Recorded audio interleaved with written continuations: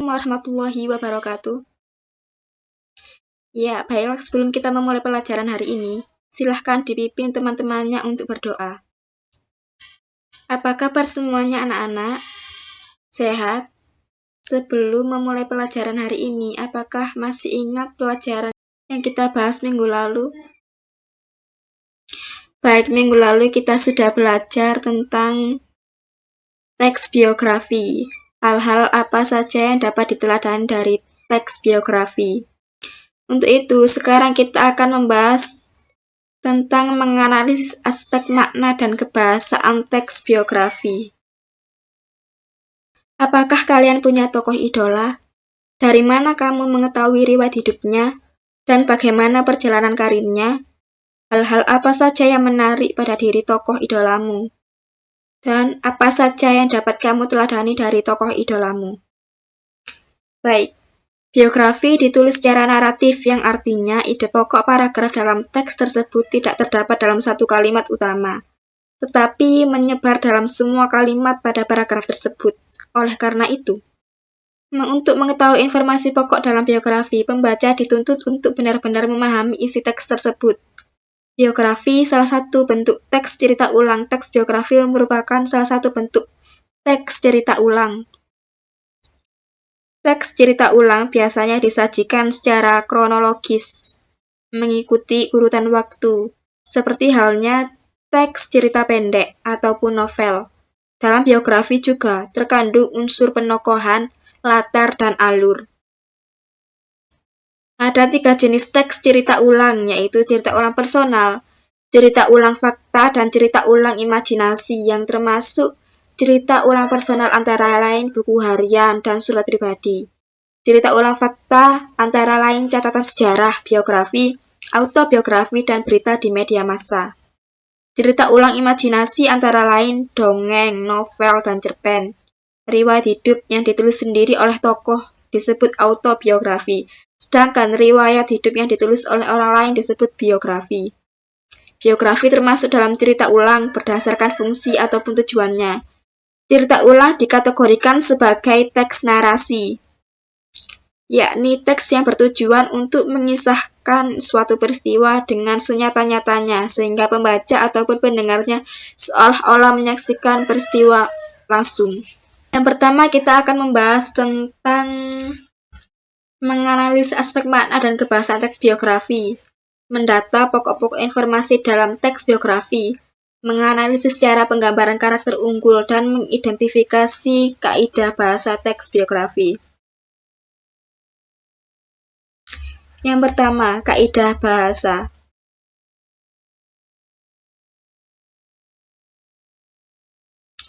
Dalam sebuah teks biografi, berdasarkan unsur kebahasaan yang membangun teks tersebut. Unsur kebahasaan yang terdapat dalam teks biografi antara lain kata penghubung atau konjungsi, rujukan kata, adjektiva atau kata sifat, keterangan waktu, aktivitas, peristiwa, dan tempat. Kata penghubung atau konjungsi adalah kata yang berfungsi menghubungkan dua klausa atau lebih kata hubung, disebut juga konjungsi. Terdiri atas beberapa jenis, yaitu konjungsi koordinatif, konjungsi subordinatif, konjungsi korelatif. Rujukan kata. Rujukan kata merujuk pada kata yang lain yang memperlihatkan keterkaitan rujukan kata berhubungan dengan kata ganti atau pronomina. Pronomina dapat diklasifikasikan menjadi pronomina persona, pronomina penunjuk, pronomina penanya. Berikut jenis-jenis pronomina. Pronomina persona berfungsi untuk dipakai mengacu seseorang.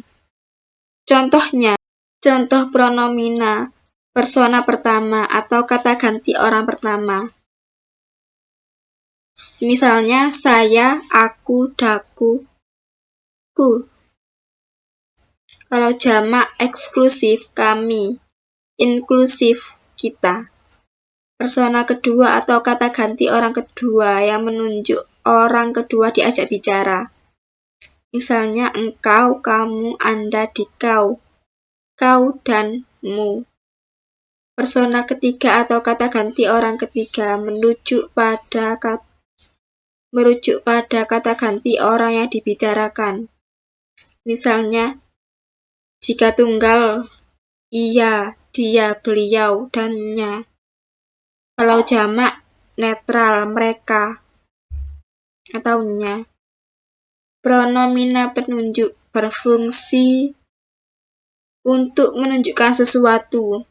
Misalnya, ini yang mengacu pada acuannya dekat dengan pembicara ke masa yang akan datang atau ke informasi yang disampaikan.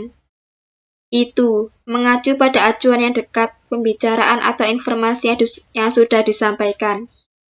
Situ penunjuk tempat yang agak jauh. Sini penunjuk tempat yang dekat. Begini menunjukkan sesuatu yang dekat. Anu mengacu ke acuan yang tidak dapat disebutkan karena lupa atau tergesa-gesa.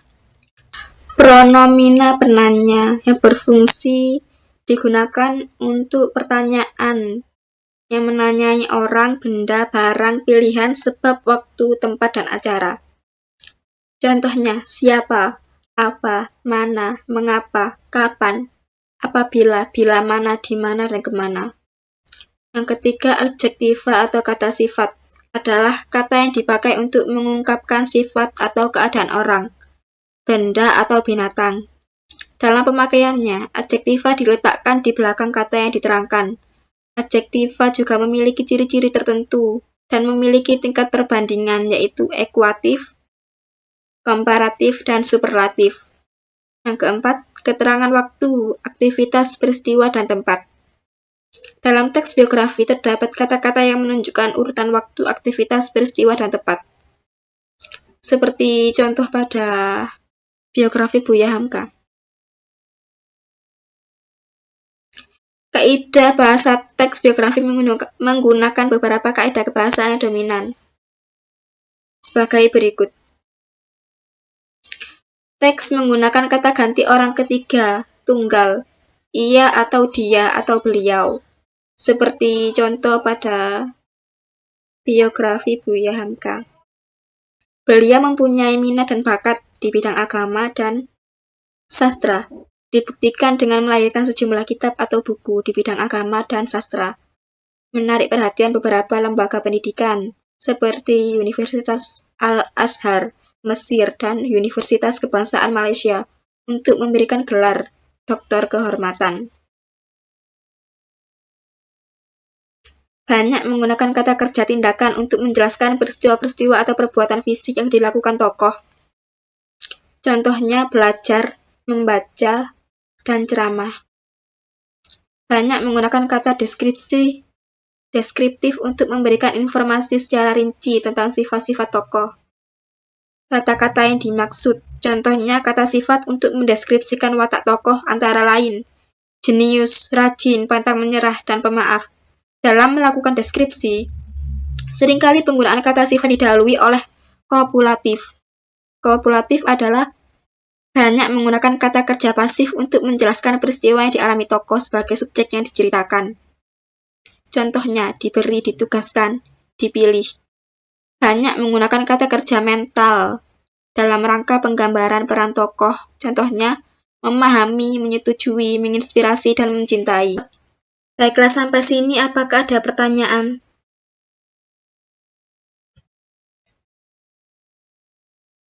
Sudah paham semua berarti ya?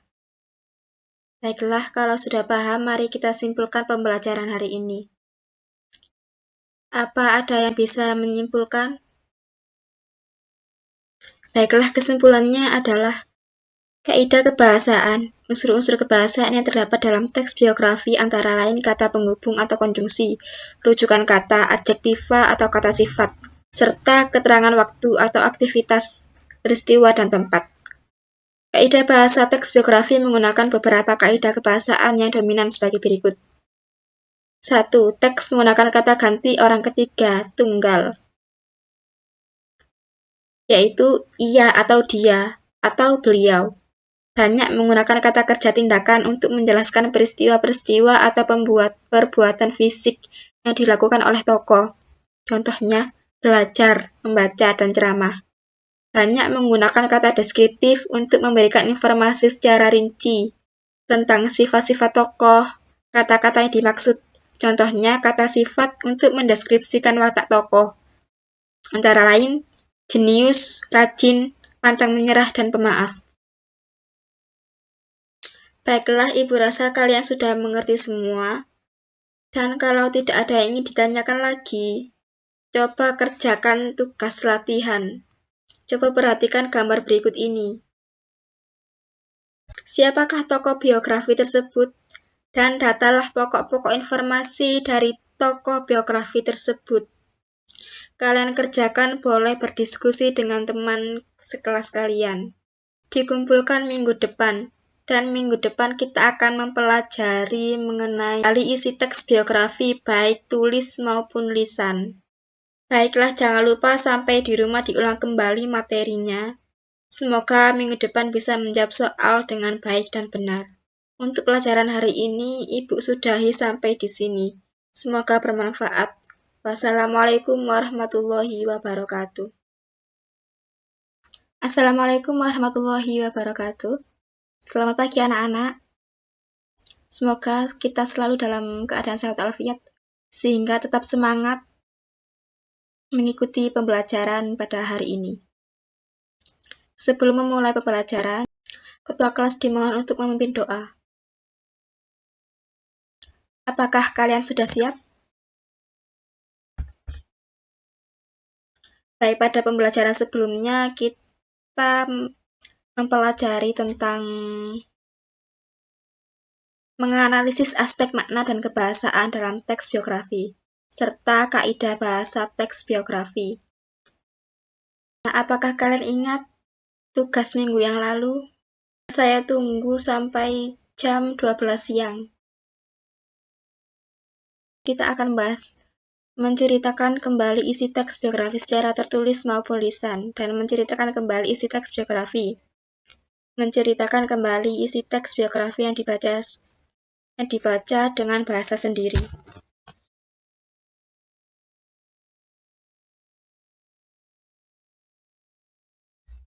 Menceritakan teks biografi dengan bahasa yang berbeda. Untuk menceritakan kembali isi teks biografi, kalian dapat meninjau ulang hasil kerja kalian pada bagian identifikasi pokok-pokok informasi teks biografi. Setelah itu, gabungkan pokok-pokok informasi tersebut dengan menggunakan konjungsi yang benar dalam bentuk teks biografi singkat untuk menceritakan kembali teks biografi yang kalian baca. Kalian harus memahami pokok-pokok informasi yang terdapat dalam teks biografi tersebut. Pokok informasi dapat dilihat dari kalimat utama maupun ide utama yang terdapat dalam setiap paragraf, baik pada bagian orientasi, peristiwa penting, juga pada bagian reorientasi. Teks biografi merupakan salah satu bentuk teks naratif objektif, yakni teks menceritakan atau menggambarkan dengan jelas suatu rangkaian peristiwa atau kejadian secara berurutan dan kurun waktu tertentu berdasarkan keadaan yang sebenarnya, fakta, serta tidak disertai anggapan atau pandangan pribadi seseorang. Ada beberapa pola yang dapat digunakan dalam menggambarkan paragraf narasi. Kosasih mengatakan bahwa paragraf narasi dapat dikembangkan dengan berbagai pola, antara lain urutan waktu dan urutan tempat.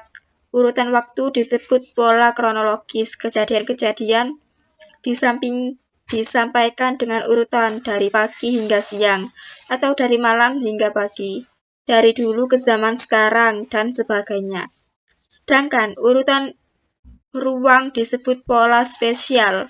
Kejadian-kejadian dalam paragraf itu disusun dengan mengikuti bagian-bagian dari suatu tempat.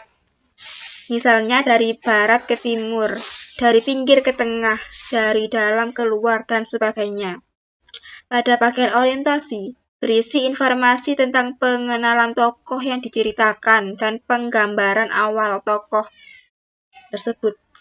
Pada bagian peristiwa atau kejadian penting, tokoh mendapatkan suatu kejadian atau peristiwa dalam hidupnya, mulai dari kejadian orang tokoh terpuruk dalam masalahnya sampai dengan menggapai cita-citanya, sampai mencapai kesuksesan.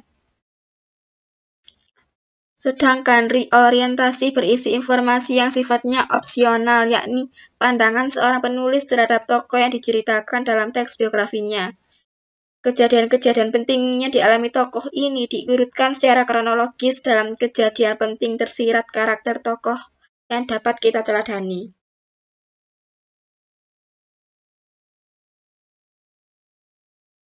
Teks biografi dapat diceritakan dalam bentuk narasi utuh serta campuran antara narasi dan dialog.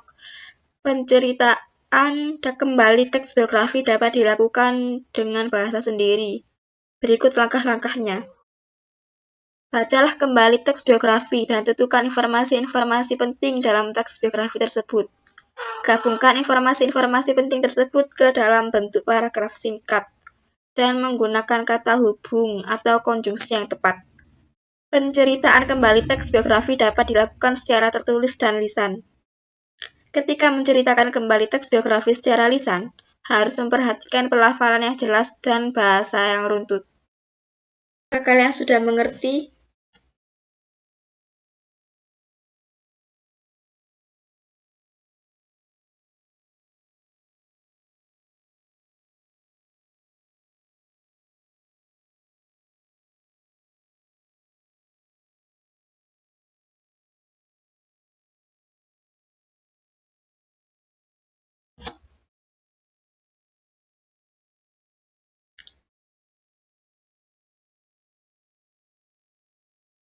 Kita sudah memasuki materi akhir dari bab 2 ini. Kalau tidak ada yang ingin ditanyakan dan sudah mengerti, baik, saya akan menyimpulkan materi pada hari ini. Menceritakan kembali isi biografi berarti harus memahami isi teks biografi dari aspek strukturnya yang berupa orientasi, kejadian penting, dan reorientasinya. Cara penuturan cerita dalam teks biografi dapat dilakukan dengan teknik naratif. Seutuhnya dapat pula secara lisan maupun tulis. Untuk menceritakan kembali, diperlukan penguasaan kaidah kebahasaan yang terdapat dalam teks biografi, seperti penggunaan kata pengacuan, kata penghubung atau konjungsi, dan penggunaan kata kerja pasif dan kata kerja mental.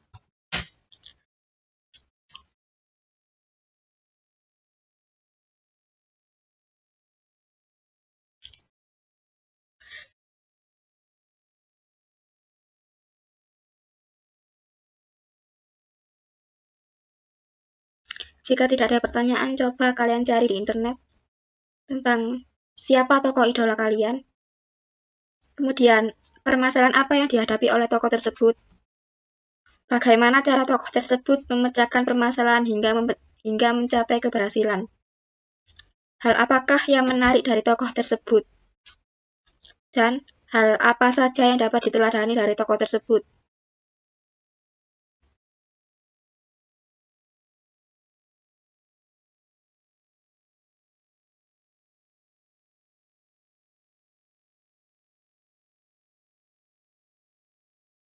Coba kalian tulis ulang teks tokoh idola kalian, kemudian bacakan. Saya akhiri perjumpaan pada hari ini. Wassalamualaikum warahmatullahi wabarakatuh.